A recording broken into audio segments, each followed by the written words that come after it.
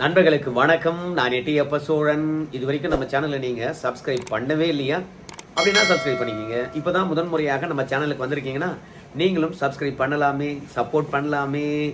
இன்னைக்கு என்ன செய்தியை பார்க்க போகிறோம் அப்படின்னு கேட்டிங்கன்னா, காலி சேர்களை கண்டு கண்ணீர் வடித்த உதயநிதி ஸ்டாலின், கடுப்பாகி போன நம்ம ஸ்டாலின் ஐயா.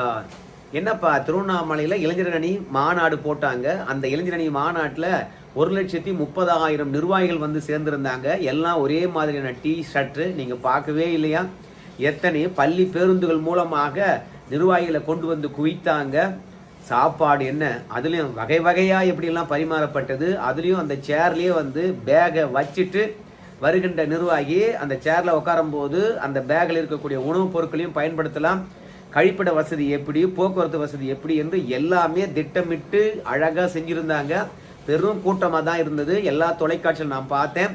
ஆனால் காலி சேர்கள் இருந்தது என்று சொல்றதும், அதை பார்த்து உதயநிதி ஸ்டாலின் அவர்கள் கண்ணீர் வடித்தார் என்று சொல்வதும், என்னையா இளைஞர் அணி எங்கேயோ கொண்டு போய் சேர்ப்பான்னு பார்த்தா கடைசியில் மாநாட்டில் கூட ஆட்களை கூட்ட முடியாத அளவுக்கு வச்சிருக்கே என்று ஸ்டாலின் ஐயா கடுப்பாயிட்டார் என்று சொல்றதெல்லாம் எங்களால் நம்ப முடியலையே அப்படின்னு சொல்லிட்டு கேட்பீங்க. அதுக்கான ஆதாரத்தை நான் தரப்போறேன். அதையும் தாண்டி பெரியாரை அவமதித்திருக்கின்றார்கள் திமுகவில். பெரியாரை அவமதித்திருக்காங்களா? அவங்கள வச்சு தான் என் காலத்தையே ஓட்டுறாங்க அப்படின்னு சொல்லுவீங்க. அதுக்கான ஆதாரத்தையும் நம்ம தரப்போறோங்க. அதையெல்லாம் தாண்டி எடப்பாடி பழனிசாமியை நம்ம உதயநிதி ஸ்டாலின் அவர்கள் விமர்சனம் பண்ணியிருக்கிறாரு. அது வந்து ஒரு தனி வீடியோவாக இந்த வீடியோவுக்கு அடுத்தது நம்ம தரப்போறோம். ஸோ இப்போ காலி சேர் இருந்ததா இல்லையா என்ற விஷயத்தை பற்றி நீங்க தெரிஞ்சுக்கணுமா இல்லையா? ரொம்ப ஆவலா இருப்பீங்களே. அதனால இந்த வீடியோ பார்த்துட்டு வாங்க. ஒரு அன்பான வேண்டுகோள். பல இடங்களிலே, அதுவும் குறிப்பாக முன்பகுதியில் பல மாவட்டங்களுக்காக ஒதுக்கப்பட்ட அந்த இருக்கை அவர்கள் இன்னும் வராமல் காலதாமதமாக இருக்கிறது. அதனால் இருக்கை இல்லாதவர்கள், அது எந்த மாவட்டக்காரராக இருந்தாலும், இந்த மண்டலத்தை சேர்ந்த இளைஞர் தம்பிமார்கள் எங்கிருந்தாலும் அங்கே காலியாக இருக்கை, குறிப்பாக எல்லா சேர்லையும் நீங்க வந்து உட்காரலாம். இந்த வீடியோவில் பேசுறது யாரு? ஏவா வேலு. இந்த மாநாட்டை நடத்துனது யாரு? ஏவா வேலு.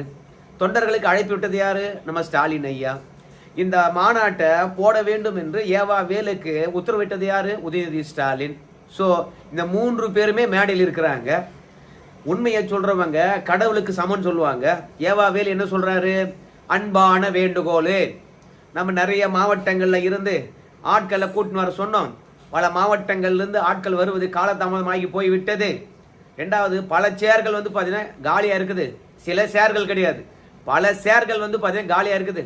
அந்த சேர்கள் எங்க காலியா இருக்குன்னு கேட்டீங்கன்னா, முன்னாடி காலியா இருக்குது. முன்னாடி காலியா இருக்குன்னா என்ன அர்த்தம் தெரியுமா? முக்கியமான விஐபிகள் வருது.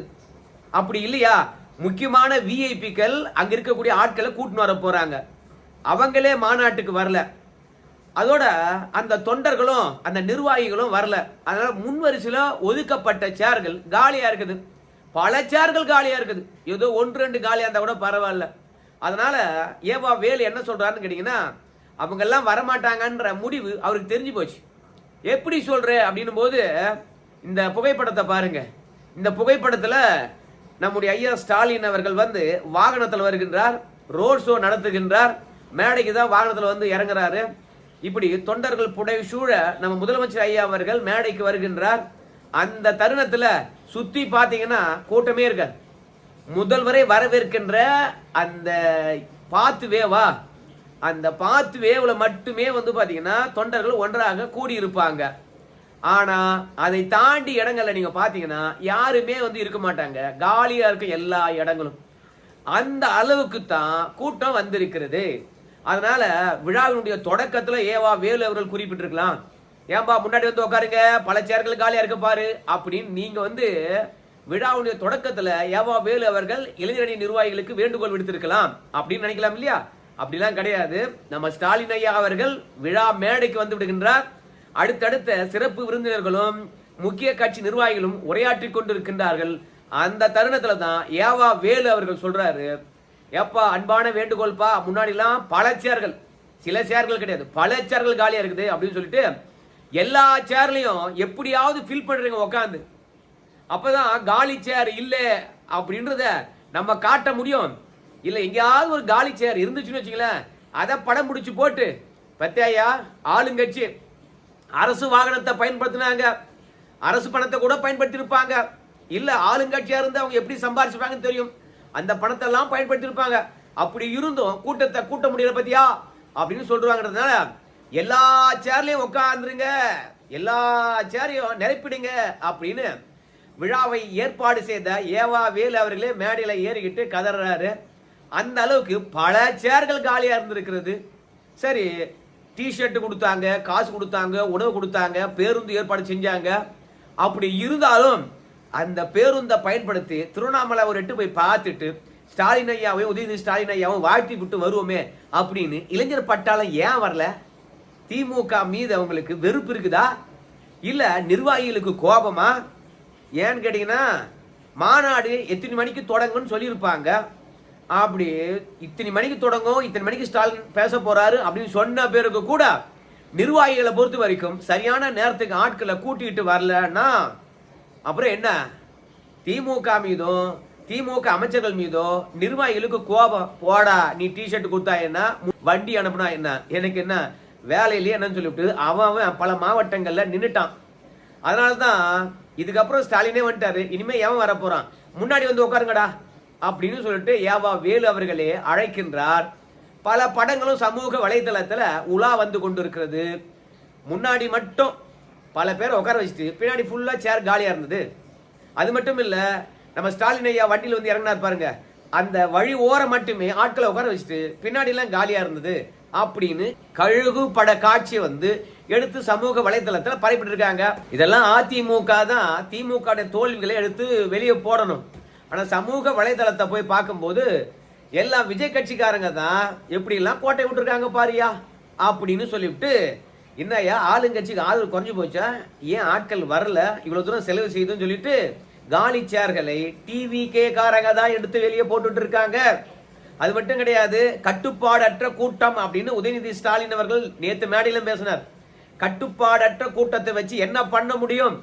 இன்னைக்கு கட்டுக்கோப்புடன் இருப்பதனாலதான் சங்கி கூட்டமானது நம்மளை கண்டு பயப்படுகிறது.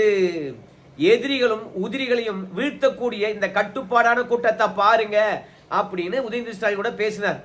உடனே விஜய் கட்சிக்காரங்களை பொறுத்த வரைக்கும் இதுவாடா கட்டுப்பாடான கூட்டம் அப்படின்னு சொல்லிட்டு விழா முடிந்த உடனே தோரணங்கள் கட்டியிருப்பாங்கல்ல, அந்த தோரணத்தை எல்லாம் பிச்சு எடுத்துட்டு போறாங்க. ஒண்ணு. ரெண்டாவது, விழா நடைபெறுவதற்கு முன்பாகவே வந்து ஆனா எப்ப ஸ்டாலின் வருவாரோ, எப்ப உதயநிதி ஸ்டாலின் பேசுவாரோ, வந்ததுக்கு பிரியாணி கொடுத்தானுங்க, குவார்டர் கொடுத்தானுங்க, 300 ரூபாய் காசு கொடுத்தானுங்க, அப்படியே வீட்டுக்கு போயிட்டே இருக்கலாம்டா சொல்லிவிட்டு கேட்டை ஏறி குதிச்சு அவன் பாட்டுன்னு போயிட்டே இருக்கிறான். இதுவா கட்டுப்பாடான கூட்டம்? விஜய வந்து தற்கூரின்னு சொல்றீங்க, அதுக்கு வருகின்ற கூட்டம் கட்டுப்பாடற்ற கூட்டம், தற்கூரி கூட்டம் சொல்றீங்க. ஆனா நீங்க என்ன சொல்றீங்க? அந்த இடத்துல மின் கம்பி இருக்கிறது, அங்க யாரும் ஏற வேண்டாம் அப்படின்னு நீங்க பதாகை வைத்திருக்கின்ற அந்த பதாகை மீது வந்து உங்க கட்சிக்காரன் இந்த நிர்வாகி ஏறுறான், அப்படியே நீங்க அங்கெல்லாம் ஏறக்கூடாது, ஆபத்து அப்படின்னு சொல்லிட்டு எச்சரிக்கை விடுக்கிறீங்க. ஏன்னா அந்த மாதிரி காணொலிகளை தவேகாரங்க எடுத்து சமூக வலைதளத்துல உலா விட்டிருக்கின்றார்கள். எப்படி திமுக காரன் மாநாட்டுக்கு வந்துட்டு அலப்பறை பண்றான், அந்த அலப்பறையை கண்டு நிர்வாகிகளை பொறுத்த வரைக்கும் என்ன எச்சரிக்கை விடுக்கின்றார்கள், அங்க போவாதே, இங்க போவாது, இது மேல ஏறாது, அது மேல ஏறாது என்று. திமுக காரங்க கட்டுப்பாடான கூட்டத்துக்கு எதுக்காக இந்த மாதிரி அறிவிப்புலாம் வெளியிடணும் அப்படின்னு சொல்லிட்டு தவேகா மட்டுமே வந்து பாத்தீங்கன்னா கட்டுப்பாடற்ற கூட்டம் கிடையாது, திமுக வர்றதும் கட்டுப்பாடற்ற கூட்டம் தான். அது மட்டும் இல்ல, திமுக இத்தனை ஆண்டு காலம் கட்சி நடத்தி என்ன பிரயோஜனம்? ஏன் தெரியுமா? ஒரு இடத்துல பெரும் கூட்டம் கூடுகின்ற பொழுது அங்க சில பேரு கட்டுப்படாம அவன் விருப்பத்துக்கு ஆடுவான். அவனெல்லாம் கட்சிக்காரன் நினைக்கிறது, இல்ல கட்சியினுடைய தலைமைக்கு கட்டுப்படுவான்னு நினைப்பதெல்லாம் முட்டாள்தனம். அதனாலதான் இன்னைக்கு திமுக வந்து பாத்தீங்கன்னா மரத்த மலை ஏறாத, அந்த கம்பத்து மலை ஏறாத, அந்த பேனர் மலை ஏறாத, அங்க கரண்ட் போகுதுன்னு சொல்லிட்டு அவங்களே வந்து அவங்க தொண்டர்களை எச்சரிக்கை விடுக்கிறாங்க. அதுலயும் பிரியாணியை வாங்கிக்கிட்டு அவன் எகிரி குச்சி போயிட்டே இருக்கிறான். விஜய் அவர்கள் 2வது மாநில மாநாடு நடத்துறாரு மதுரையில் நினைக்கிறேன். விஜய் அவர்கள் மாநாட்டு திடலுக்கு வந்தாரு. பாதி பேர் விஜயை பார்த்துட்டு கிளம்பிட்டான். அந்த தருணத்துல என்ன சொன்னாங்க கேட்டீங்கன்னா, விஜய் என்ன பேச போறாரு, அவருடைய கொள்கை என்ன, கோட்பாடு என்ன, தேர்தல் வியூகம் என்ன, இப்படி கேட்கறதுக்கு வந்திருந்தாங்கன்னு வச்சுங்களேன். ஏன்னா விஜய் சொல்றதை கேட்டுதான் மக்களிடையே கொண்டு போய் செய்தியை சேர்க்க போறாங்க. அதன் மூலமா தான் வாக்குகள் விஜய்க்கு வரப்போகுது. அதனால வந்திருக்கிறவங்க விஜய் பேசுவதை கேட்பதற்காகத்தான் வந்திருக்கணும். அதுதான் முக்கியமானது. என்ன சொல்ல போறாரு என்ற ஆர்வம் இருக்கும். ஆனா அதெல்லாம் விட்டுட்டு விஜயை பார்க்க வந்தா நான் போறேன்டா அப்படின்னு சொல்லிட்டு அவன் கிளம்பி போயிட்டே இருந்தான். இதெல்லாம் விஜய திரையில பார்த்தோமே, நேரடியா பார்க்கறதுக்கு எப்படி இருக்காரு அப்படின்னு வந்த கூட்டம். அதெல்லாம் ஓட்டா விழாது அப்படின்னு அந்த காலத்துல சொன்னாங்க. ஆனா இன்னைக்கு வந்தோம், பிரியாணி கொடுத்தாங்க, பை கொடுத்தாங்க, எடுத்துக்கிட்டு நம்ம போய் பஸ்ல உட்காரோம். எப்போ பஸ் எடுக்கிறாங்களோ அப்போ போயிட்டே இருப்போம் அப்படின்னு சொல்லிட்டு அவன் எகிரி குச்சி போறானையா. இதெல்லாம் கொள்கைக்காக வந்ததா? இல்ல இதெல்லாம் உதயநிதி ஸ்டாலின் அவர்கள் என்ன பேசுறாரு என்று கேட்பதற்காக வந்ததா? இல்ல ஸ்டாலின் ஐயா அவர்கள் என்ன பேச போறார் என்று கேட்பதற்காக வந்த கூட்டமா? வந்த கூட்டமா இருந்தா ஏன் பை எடுத்துன்னு அது கிளம்புது அப்படின்னு சொல்லியிருக்கிறாங்க தமிழக வெற்றி கழகக்காரங்க. ஏன்னா இப்போதைக்கு சமூக வலைத்தளத்துல திமுகவுக்கும் தவேகாவுக்கும் தான் சண்டையே. ஏன்னா நீ தாண்டா வந்து அர்த்தவாளு அப்படின்னு தவேகாக்காரங்களை சொல்ல, நீ தாண்டா அர்த்தவாளு பாடுறா அப்படின்னு சொல்லிட்டு ரெண்டு பேரும் கடந்த காலங்கள்ல அவங்கவுங்க நடந்து கொண்ட வீடியோ எடுத்து போட்டு அவங்களே வந்து பாத்தீங்கன்னா அசிங்கப்படுத்திக் கொள்ளுகின்றார்கள். இதெல்லாம் ஒரு புறம் இருக்க, இன்னொரு பக்கம் வந்து பாத்தீங்கன்னா நம்முடைய ஏவா வேலு அவர்கள் தான் முதல்ல பேச வந்தாரு. அவரு இளம் பெரியாரே அப்படின்னு சொல்லிட்டு உதயநிதி ஸ்டாலின் அவர்களை சொன்னாரு. இதை விட பெரியாரை கேவலப்படுத்த முடியுமா? நம்ம உதயநிதி ஸ்டாலின் அவர்களை பொறுத்த வரைக்கும் வாரிசு, தந்தை மூலமாக அரசியலுக்கு வந்தவர், நீண்ட காலம் களத்தில் நின்று போராடாதவர், சமூக நீதி என்றால் என்னன்னே தெரியாது. அவரை பொறுத்த வரைக்கும் இன்னைக்கும் துணை முதலமைச்சராக இருக்கின்றார். விடிய காலம் எழுந்து இருப்பதும் கிடையாது, வீதிக்கு சென்று மக்களுக்காக களத்தில் நிற்பதும் கிடையாது. அமைச்சர்கள் எங்க போக சொல்றாங்களோ அங்க போவார், எதை திறக்க சொல்றாங்களோ அதை திறப்பார், என்ன எழுதி கொடுக்குறாங்களோ அதை பேசுவார். அவ்வளவுதான் அரசியல். புரட்சியெல்லாம் அவர் பண்ணவே இல்லை. அதனால நம்முடைய உதயநிதி ஸ்டாலின் அவர்களை திமுக கட்சிக்கு நம்ம ஸ்டாலின் ஐயா தந்தது மிகப்பெரிய ஒரு நன்மையாம். அதனால அவருக்கு நன்றி சொல்கின்றார்களாம் ஏவா வேலு. இளம் பெரியாரை தந்ததுக்கு அண்ணன் ஸ்டாலின் அவர்களுக்கு நன்றி நன்றின்னு சொல்லிட்டு நம்ம ஏவா வேலு அவர்கள் சொல்றாரு. அதே மாதிரி நம்முடைய ராசா அவர்கள் திமுகவுக்கு ஒரு இளம் தலைவரை தந்தது நம்ம ஸ்டாலின் ஐயா அவர்களுக்கு ஒரு ராயல் சல்யூட் அடிக்கலாம் அப்படிங்கிறாரு. அப்புறம் கட்சி எப்படி ஆகுமோ என்ன ஆகுமோ, கலைஞருக்கு பிறகு யாரு அப்படின்னாங்க. அவரை விட பெட்டரா வந்து பாத்தீங்கன்னா ஸ்டாலின் ஐயா வந்தாரு. இப்போ ஸ்டாலின் ஐயா விடவும் உதயநிதி ஸ்டாலின் அவர்கள் பெட்டரா வந்திருக்கின்றார். இனி கட்சியை வழிநடத்தி செல்வார், ஆட்சியை வழிநடத்தி செல்வார். அவருக்கு ஒரு சல்யூட் அப்படின்னு நம்ம துரைமுருகன் அவர் பேசுறாரு. ஸோ பெரியார் வந்து பாத்தீங்கன்னா யாரும் தூக்கி விட்டு இல்லை யார் மூலியமும் அரசியலுக்கு வரல. அந்த ஆள் பணம் வச்சிருந்தாரு, அந்த ஆள் அரசியலுக்கு வந்தாரு, அந்த ஆள் போராடினாரு, அந்த ஆள் வெற்றி பெற்றாரு, அந்த ஆள் ஒரு தலைவர் ஆனாரு, அந்த ஆள் ஒரு கழகத்தை கண்டாரு. ஸோ சுயமா மக்கள் முன்பாக இருந்து எழுந்து வந்தவர் பெரியார். பெரியாருடைய எல்லா கொள்கையும் நமக்கு ஏற்புடையதாக இல்லை என்றாலும் கூட, ஆனா பெரியாரை பொறுத்த வரைக்கும் மக்கள் முன்பாக இருந்து எழுந்து வந்த ஒரு தலைவர். உதயநிதி ஸ்டாலின் அப்படியே வந்தாரு. உதயநிதி ஸ்டாலினை வந்து பார்த்தா இளம் பெரியார் என்று சொல்றாங்க. என்னமோ பெரியாரை ஏன் திமுக காரங்க தூக்கி பிடிக்கிறாங்க அப்படின்னு தெரியல. அதுலயும் நம்ம ஸ்டாலின் ஐயா அவர்களை பொறுத்த வரைக்கும் ஸ்டாலின் ஐயாவே வந்து பாத்தீங்கன்னா மோர் டேஞ்சரஸ் அண்ட் கருணாநிதி அப்படின்னு சொன்னாராம் எச் ராஜா. இன்னைக்கு மோர் டேஞ்சரஸ் வந்து உதயநிதி ஸ்டாலின் என்று எதிரிகள் சொல்றாங்க. ரொம்ப ஆபத்தானவர் உதயநிதி ஸ்டாலின் அப்படின்னு எதிரிகள் சொல்றாங்களாம். யாரு பயப்படுறாங்கன்னு தெரியல உதயநிதி ஸ்டாலினை கண்டு. அது ஒருவேளை இந்த சோசியல் மீடியாவில் பேசுறாங்க பாரு, அவங்கெல்லாம் பிடிச்சி உள்ள போடுறாங்கல்ல, ஒருவேளை சோசியல் மீடியாவில் பேசுறாங்கல்ல அவங்க உதயநிதி ஸ்டாலினுக்கு மதிப்பு கொடுத்து பேசலாம். ஒருவேளை அவங்க தான்ப்பா ஸ்டாலினை விட உதயநிதி ஸ்டாலின் ரொம்ப டேஞ்சரா இருப்பா. நம்ம ஸ்டாலின் ஐயா கூட சோசியல் மீடியா பார்க்க மாட்டாரு, ஆனா உதயநிதி ஸ்டாலின் கண்டிப்பா சோசியல் மீடியா பார்ப்பாரு. அதனால தான் நிறைய கைதுகள் இறங்கிடுது. அதனால ரொம்ப ஆபத்தானவர்ப்பா சோசியல் மீடியாவில் பயணிக்கக்கூடியவங்களுக்கு அப்படின்னு சொல்லிட்டு உதயநிதி ஸ்டாலின் அவர்களை கண்டு சோசியல் மீடியாவில் பயணிக்கக்கூடியவங்க வந்து பயப்படலாம். அமித்ஷாவா பயப்படுறாரு உதயநிதி ஸ்டாலினை கண்டு? இல்ல மோடி பயப்படுறாரா? இல்ல எடப்பாடி பயப்படுறாரா? இல்ல அதிமுக இருக்கிறவங்க பயப்படுறானா? இல்ல விஜய் பயப்படுறாரா? இல்ல விஜய் கட்சியில் இருக்கிறவங்க பயப்படுறாங்களா உதயநிதி ஸ்டாலினை கண்டு? யாரு உதயநிதி ஸ்டாலின் அவர்கள் வந்து பாத்தீங்கன்னா மற்ற எல்லாரை விட ஆபத்தானவர், கருணாநிதியை விட ஸ்டாலினை விட ரொம்பவே ஆபத்தானவர் உதயநிதி ஸ்டாலின் என்று சொல்றாங்களாம். நம்ம முதலமைச்சர் சொல்றாரு. யார் சொல்றாங்க அப்படி? எனக்கு ஒன்றும் தெரியல. அவரை கண்டு யாரு பயப்படுறாங்கன்னு நமக்கே தெரியல. அது மட்டும் கிடையாது, என்ன இந்த வீடியோவில் பாக்குறீங்க நானே வயசானவன் அப்படின்னு சொல்லிட்டு நீங்க சொல்றீங்க. உதயநிதி ஸ்டாலின் நம்மளோட வயசுல பெரியவருங்க, ஆனா அவர் இளம் தலைவருங்களா? நம்ப முடியுதுங்களா? நேற்று மேடையில என்னடா இது சீமானுக்கும் அதே மாதிரி விஜய்க்கும் இளைஞர் பட்டாளம் குவியுது, அப்போ திமுகவிலேயே வந்து பாத்தீங்கன்னா ஒரு இளம் தலைவரை அனுப்பணும், அந்த இளம் தலைவர் பின்னாடி இளைஞர்கள் வந்து ஒன்று திரள வேண்டும் அப்படின்றதுக்காக உதயநிதி ஸ்டாலின் அவர்களை இளம் பெரியாருங்கிறாங்க, இளம் தலைவர் என்று வந்து ராசா சொல்றாரு. இந்த வயதிலே வந்து கட்சியும் ஆட்சியும் வழிநடத்தி செல்லக்கூடிய அளவுக்கு திறன் பெற்றவராக உதயநிதி ஸ்டாலின் இருக்கின்றார். இந்த இளம் வயதிலே இளம் தலைவரே சல்யூட் அப்படின்னு சொல்லிட்டு அங்க வந்தவங்க அத்தனை பேரும் இளம் தலைவரேங்கிறாங்க. சரி, திமுக பற்றியும் தெரியும், திமுக கொள்கை பற்றியும் தெரியும், திமுக இத்தனை ஆண்டு காலம் ஆட்சி ஆண்டது எல்லாருக்கும் தெரியும். அப்படி இருந்தும் திமுகவை நம்பி இளைஞர்கள் வருவாங்களா?